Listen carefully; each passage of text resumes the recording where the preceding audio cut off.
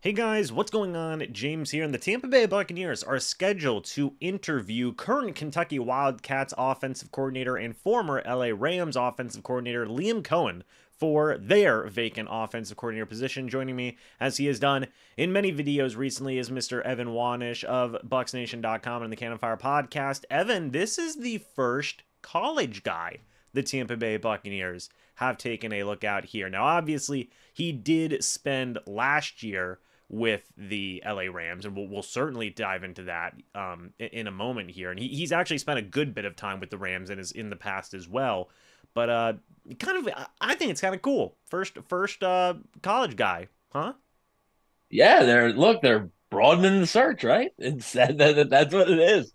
Yeah, so obviously, this one sort of, came out of left field. It's interesting to me, because again, it's another guy with Rams ties, but also, with Baker Mayfield ties that they're interviewing. So clearly, while it's not going to be the driving force behind hiring a guy, like, right? Like, look, they're going to hire the best guy, right? They're going to hire the best guy they feel is going to do the best job. They're not going to cater to one player, but it is interesting to me that more than one guy that they've interviewed has had connections with the quarterback. That's an understatement. I mean, this is the fourth or fifth guy that has had a connection to Baker Mayfield at this point. Thad Lewis, Liam Coen, Alex Van Pelt, Jake Peets, Zach Robinson was on their list. So that's five Yeah. guys that And have. and I mean technically you can say John Van Dam as well now. So Right, so that's six guys that have a connection to Baker Mayfield. Folks, when I saw this, Evan had texted this to me. If you guys don't think Baker Mayfield is going to be back with the Buccaneers, I don't know what to tell you at this point. I mean, Evan, is that fair to say? I mean, this is just another guy that they're throwing in. It's like, oh, he's worked with Baker before. yeah, I mean obviously they haven't hired anyone yet, so, right? So they could go out and they could hire a Brian Johnson and has no ties with Baker Mayfield, and then that changes a little bit. But yeah, I think it's pretty clear the Buccaneers' intentions, right? I think their intentions of bringing Baker Mayfield back, making sure Baker Mayfield, who is a guy who is notoriously known for having multiple different head coaches, multiple different offensive coordinators throughout his career, and now he finally gets one right with Dave Canales, and now they're stuck where they have to find another one. So I think they want to have some sort of continuity there. And I think their interviews so far really have shown that. Now, what is interesting, I believe the interview number is now at 9, Yep. I believe. Yep, they are at nine now.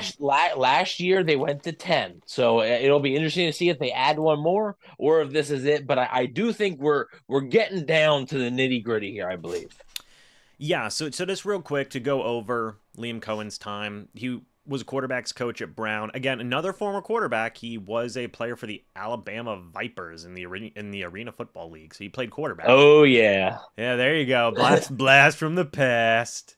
He was quarterbacks coach at Brown, pass game coordinator, quarterbacks coach at Rhode Island, went back to Brown as their quarterbacks coach, was the pass game coordinator and quarterbacks coach at UMass, was the OC at Maine for a couple of years, then getting into his NFL time, assistant wide receivers coach with the Rams from 2018 to 2019, assistant quarterbacks coach with the Rams in 2020, went to Kentucky to be OC and QB's coach in 2021, went back to the Rams to be OC in 2022, went back to Kentucky in 2023 as OC and as quarterbacks coach. Now, obviously, this is a good thing in my opinion because Liam Cohen has a lot of experience as OC, right, Evan? Yeah, no, it's definitely I would say a good thing, but at the same time, you do kind of wonder, why uh, was it a performance issue, right? As to why he wasn't really at Kentucky that long, and then why he wasn't with the Rams in 2022 for more than a year, and now he's, back at Kentucky, and now he could be looking for another NFL job. So you kind of do wonder that, but yeah, it's important. I think that a guy who a lot of the guys on the list that we've talked about they've had experience, right? But they haven't really had offensive coordinator experience besides Brian Johnson, Alex Van Pelt. That's really almost it, right? I mean, Jake Peets was an offensive coordinator for LSU.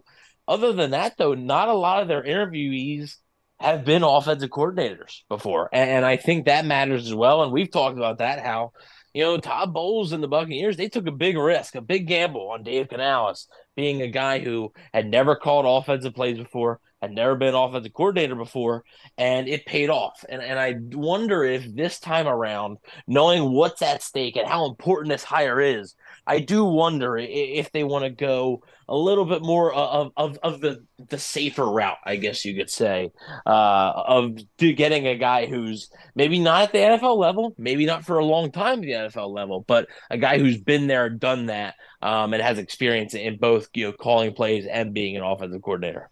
Yeah, so one thing I do want to talk about is that year in 2022 with the Rams, because me and you talked about it where, and I was trying to look up and see why Liam left the Rams. I'm trying to see if he had gotten fired or not. As far as I know, no, it doesn't look like he was fired. Evan, if you can do some research while I'm talking about this point here.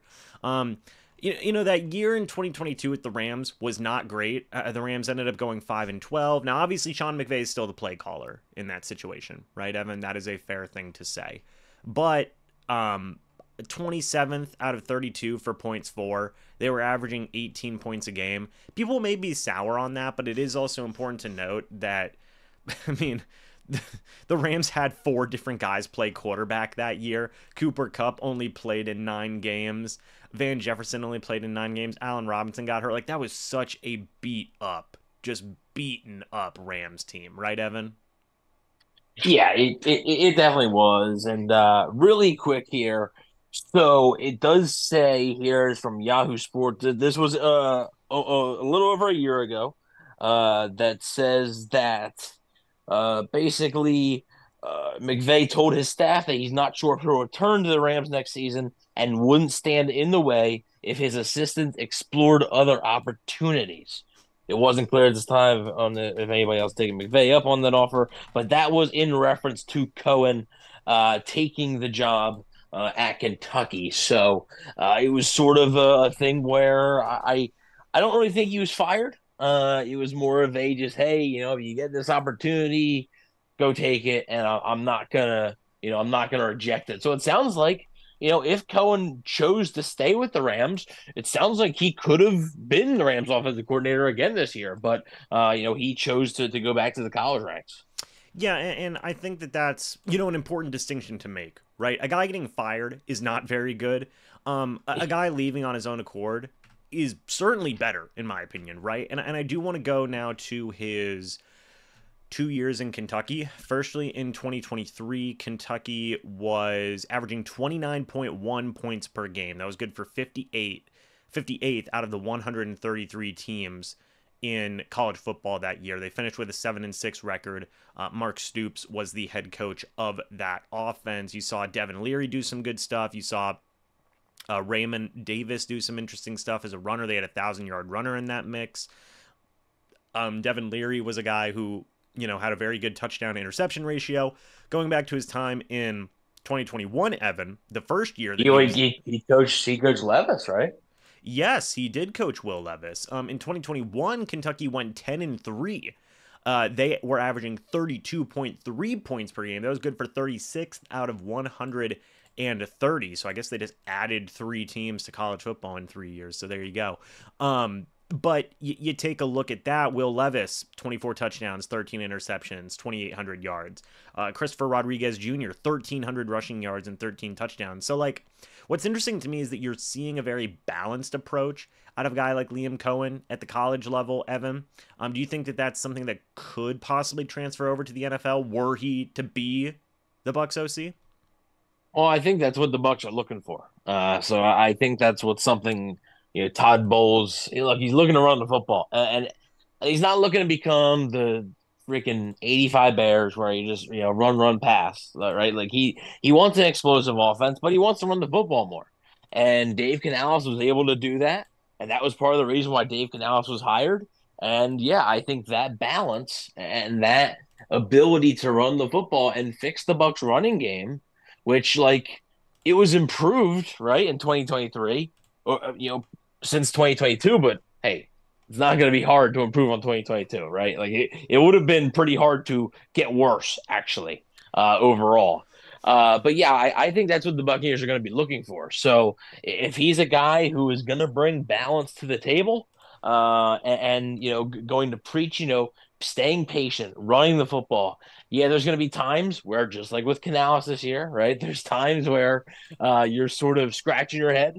I remember they were down 20-0 to the Saints in the third quarter, and they're still running the ball, right? So there's going to be times, I think, whoever the offensive coordinator is, there's going to be times where you're frustrated with him because of the commitment to the run, but I think it's what Todd Bowles wants. So again, he wants an explosive offense, but he wants a balanced offense. And I think if that translates to the NFL, I think Coen could be the right guy for the job, maybe. So let me tell you this, just for frame of reference, 32.3 points when Coen was there in 2021. He leaves, goes to the Rams. They dropped to 20.4 points per game, Evan. It's a 12 points per game difference. Coen comes back, they're back up to 29.1. So I mean That's a good that's a good observation. And I would mention that 2022 they still had Will Levis. yeah, So it's not like they lost Will Levis either. yeah, and you can't even blame the defense because the defense got better after Coen left. They were allowing 21.7 points per game in 2021, 19.2 in 2022, and then 25.8 in 2023. So I mean, it's just a situation, call it the Coen effect, I guess, for Kentucky. But this is a guy that I think is interesting to me, Evan. Where would you have him on in terms of maybe interest or maybe just ranking of the guys so far for the Bucs? Because for me, it's pretty impressive. Yeah, I think you adding that little bit of context there at his time at Kentucky, but I would say we're talking about. I'm going to compare him to Jake Peetz, because that's the other Rams coach that the Buccaneers are interviewing. I would prefer him over Jake Peetz. So I think honestly, Coen. Again, we don't know, right? But because all these guys, you don't know exactly what offense they're going to run. But Cohen, I'm not sure if he's at the top of my list, but he's near it. So I definitely think it would be a solid hire based on what we know, right? Based on the information that we are given. I do think it could be something with pretty tremendous upsides. Only 38 years old too, so Yeah. has had a lot of jobs, have been in a lot of different spots for being so young, and I do think he could be a guy where maybe you find that diamond in the rough. And look, man, everybody's poaching from the McVay tree, right? Everybody. Right, Kevin O'Connell is one of the best coaches in the NFL. Right, love Kevin O'Connell from the Minnesota Vikings. He's a really good coach. I mean, even we want to talk about is it I forget his exact name. Is it Zach Taylor for the Cincinnati Bengals? Another guy, Sean McVay guy. So I think you're sort of you're poking up the right tree there when you're looking at the McVay coaching tree. So that's another intriguing thing to me. And I understand. Well, you could say, well, Pete's does the same thing. Yeah, he is, but Pete wasn't in as big of a position as Cohen was, and also Pete's, Carolina, he had to sit with Carolina that was and like in college, like LSU's offense wasn't great when he was the offensive coordinator, so that's why I give the edge to Cohen there. But yeah, he's definitely, I think, a very, very intriguing option that gets added to the mix late here. Yeah, and we'll see if it's a late push here for Coen. We'll have to wait and see. But guys, let us know your thoughts and opinions about Liam Coen. Do you like him as an option? Do you not like him as an option? Let us know your guys' thoughts and opinions about this. Go check out Evan's work over at BucsNation.com and on the Cannon Fire podcast, where he's always uploading content over there. And yeah, just stay tuned, folks. There's still a lot more content to come out. So, guys, thank you so much for watching this video. Hope you all enjoyed. And as always, guys, we will see you all in the next video or the next live stream. But until then, and as always, guys, goodbye for now, and go Bucs.